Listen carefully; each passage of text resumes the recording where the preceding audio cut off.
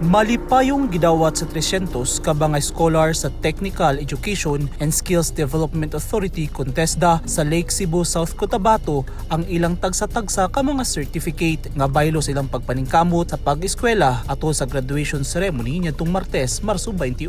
Gikan sa Barangay Luhib, Talisay ug Bakdulong ang mga scholar beneficiaries nga migraduar sa kursong Farmers Field School on Production of High Quality Inbred Rice, Seed Certification ug Farm Mechanization. Ang graduation ceremony ug distribution sa certificate ug training support fund ipanguluhan ni Mayor Floro Gandam kuyog ang mga empleyado sa TESDA. Sumala sa mayor, dakong ikatabang sa mga graduate ang natapos silang kurso kay mas daghan pa sila og makatunan kung unsaon paggamit sa mga bagong teknolohiya aron mapalambo ang produksyon sa ilang mga uma. Gidasig sa TESDA ang mga residente sa lugar nga may eskwela sab ug susamang kurso aron mas mapadaghan pa nila ang ilang mga abot sa uma. Suportado sa lokal nga gobyerno ang mga inguni-ining mga programa sa TESDA alang sa katawhan sa lungsod. Nanawagan ng mayor hilabi na sa mga barangay officials nga moavail sab sa inguni-ining nga mga programa sa gobyerno.